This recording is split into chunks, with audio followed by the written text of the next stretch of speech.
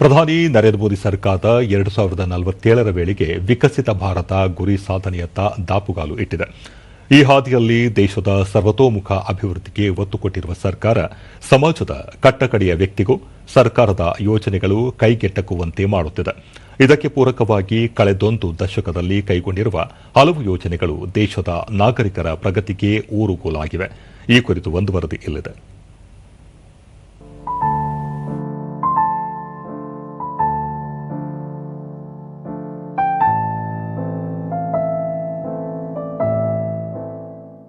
ನೀರು, ವಸತಿ ಮತ್ತು ವಿದ್ಯುತ್ ಇವು ಮನುಷ್ಯನು ಘನತೆಯಿಂದ ಬದುಕಲು ಬೇಕಾದ ಕನಿಷ್ಠ ಅಗತ್ಯತೆಗಳು. ಒಂದು ಕಾಲದಲ್ಲಿ ಹನಿ ನೀರಿಗಾಗಿ ನಮ್ಮ ಗ್ರಾಮೀಣ ತಾಯಂದಿರು ಮತ್ತು ಸಹೋದರಿಯರು ಮೈಲುಗಟ್ಟಲೆ ನಡೆಯಬೇಕಿತ್ತು. ಬೇಸಿಗೆ ಬಂದರೆ ಆ ಕಷ್ಟ ಹೇಳತೀರದು. ಆದರೆ ಜಲಜೀವನ್ ಮಿಷನ್ ಈ ಚಿತ್ರಣವನ್ನೇ ಬದಲಿಸಿತು. ಗ್ರಾಮೀಣ ಭಾರತದ ಸುಮಾರು 15 ಕೋಟಿಗೂ ಹೆಚ್ಚು ಮನೆಗಳಿಗೆ ಇಂದು ನಲ್ಲಿ ನೀರಿನ ಸಂಪರ್ಕ ಕಲ್ಪಿಸಲಾಗಿದೆ.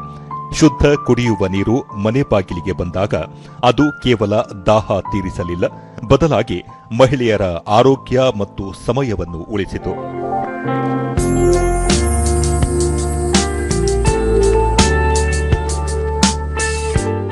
ಅದೇ ರೀತಿ ಪ್ರತಿಯೊಬ್ಬರಿಗೂ ತಮ್ಮದೇ ಆದ ಸೂರು ಇರಬೇಕೆಂಬುದು ಕನಸು.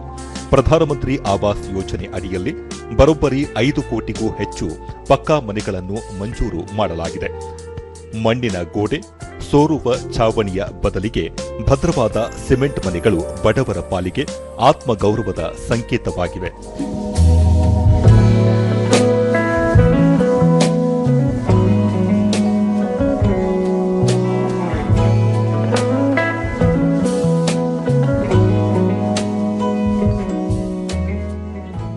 ಇನ್ನು ಕತ್ತಲೆಯಿಂದ ಬೆಳಕಿನೆಡೆಗೆ ಸಾಗುವ ದಾರಿಯಲ್ಲಿ ಸೌಭಾಗ್ಯ ಯೋಜನೆಯು ಕ್ರಾಂತಿಯನ್ನೇ ಮಾಡಿದೆ. ಸ್ವಾತಂತ್ರ್ಯ ಬಂದು 7 ದಶಕಗಳಾದರೂ ವಿದ್ಯುತ್ ಕಾಣದ ಎಷ್ಟೋ ಹಳ್ಳಿಗಳು ಇದ್ದವು. ಈ ಯೋಜನೆಯ ಮೂಲಕ 2.86 ಕೋಟಿ ಮನೆಗಳಿಗೆ ವಿದ್ಯುತ್ ಸಂಪರ್ಕ ನೀಡಲಾಯಿತು. ಇಂದು ಆ ಮನೆಗಳಲ್ಲಿ ದೀಪ ಬೆಳಗುತ್ತಿದೆ, ಮಕ್ಕಳ ಓದಿಗೆ ಬೆಳಕು ಸಿಕ್ಕಿದೆ.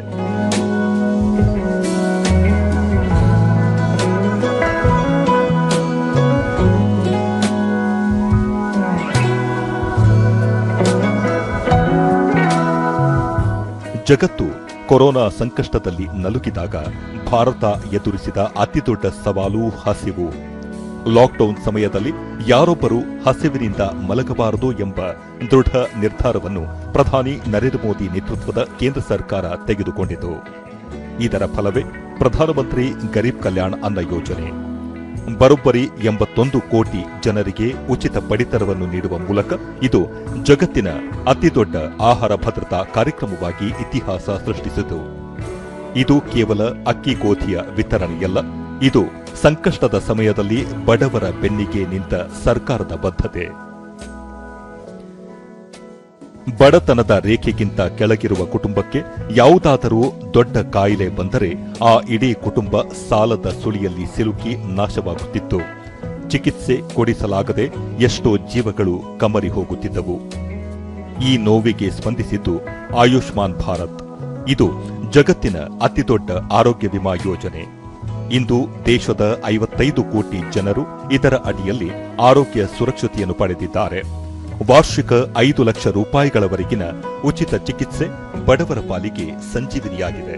ಇದರ ಜೊತೆಗೆ ನಮ್ಮ ಹಿರಿಯ ಜೀವಗಳ ಕಾಳಜಿಗಾಗಿ ಆಯುಷ್ಮಾನ್ ವಯೋವಂದನಾ ಅಡಿಯಲ್ಲಿ ವೃದ್ಧರಿಗೆ ಉಚಿತ ಆರೋಗ್ಯ ರಕ್ಷಣೆಯನ್ನು ವಿಸ್ತರಿಸಲಾಗಿದೆ.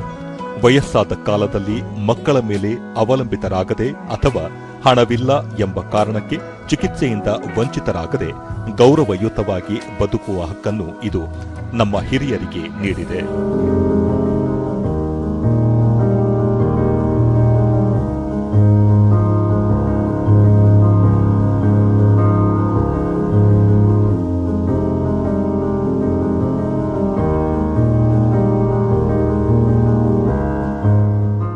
ಮಹಿಳೆಯರ ಅಭಿವೃದ್ಧಿಯಾಗದೆ ದೇಶದ ಅಭಿವೃದ್ಧಿ ಅಸಾಧ್ಯ.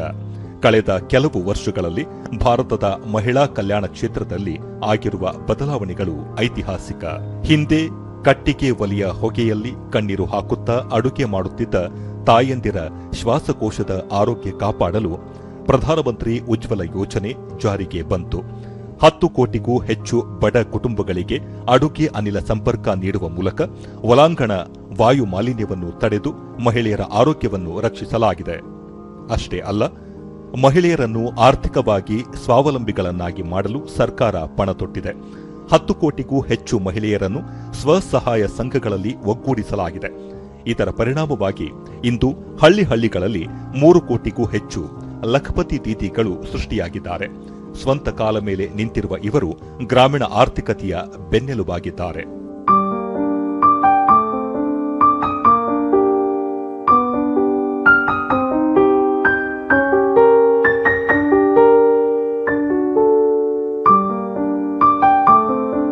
ಉದ್ಯೋಗಸ್ಥ ಮಹಿಳೆಯರಿಗೆ 26 ವಾರಗಳ ಹೆರಿಗೆ ರಜೆ ನೀಡುವ ಮೂಲಕ ತಾಯಿ ಮತ್ತು ಮಗುವಿನ ಆರೋಗ್ಯಕ್ಕೆ ಆದ್ಯತೆ ನೀಡಲಾಗಿದೆ. ಎಲ್ಲಕ್ಕಿಂತ ಮುಖ್ಯವಾಗಿ ರಾಜಕೀಯದಲ್ಲಿ ಮಹಿಳೆಯರ ದನಿಯನ್ನು ಗಟ್ಟಿಗೊಳಿಸಲು ನಾರಿ ಶಕ್ತಿವಂತನ್ ಅಧಿನಿಯಮವನ್ನು ಜಾರಿಗೆ ತಂದು ಲೋಕಸಭೆ ಮತ್ತು ವಿಧಾನಸಭೆಗಳಲ್ಲಿ ಮಹಿಳೆಯರಿಗೆ 33% ಮೀಸಲಾತಿಯನ್ನು ಖಾತ್ರಿಪಡಿಸಲಾಗಿದೆ. ಒಟ್ಟಾರೆಯಾಗಿ ಈ ಎಲ್ಲಾ ಸುಧಾರಣೆಗಳು ಕೇವಲ ಅಂಕಿಅಂಶಗಳಲ್ಲ, ಇವು ಬದಲಾದ ಭಾರತದ ಜೀವಂತ ಸಾಕ್ಷಿಗಳು. ನೀರು, ಸೂರು, ವಿದ್ಯುತ್, ಆರೋಗ್ಯ, ಆಹಾರ ಭದ್ರತೆ ಮತ್ತು ಮಹಿಳಾ ಸಶಕ್ತೀಕರಣ ಈ ಎಲ್ಲವೂ ಸೇರಿ ಸಮಾಜದ ಅತ್ಯಂತ ದುರ್ಬಲ ವರ್ಗದ ಜನರಿಗೆ ಘನತೆ, ಸುರಕ್ಷತೆ ಮತ್ತು ವಿಪುಲ ಅವಕಾಶಗಳನ್ನು ಒದಗಿಸಿವೆ. ಇಂದು ಪ್ರಜಾಪ್ರಭುತ್ವದ ಲಾಭಗಳು ಕಟ್ಟಕಡೆಯ ವ್ಯಕ್ತಿಗೂ ತಲುಪುತ್ತಿವೆ. ಇದೇ ನವಭಾರತದ ಸಂಕಲ್ಪ, ಇದೇ ವಿಕಸಿತ ಭಾರತದ ಹಾದಿ.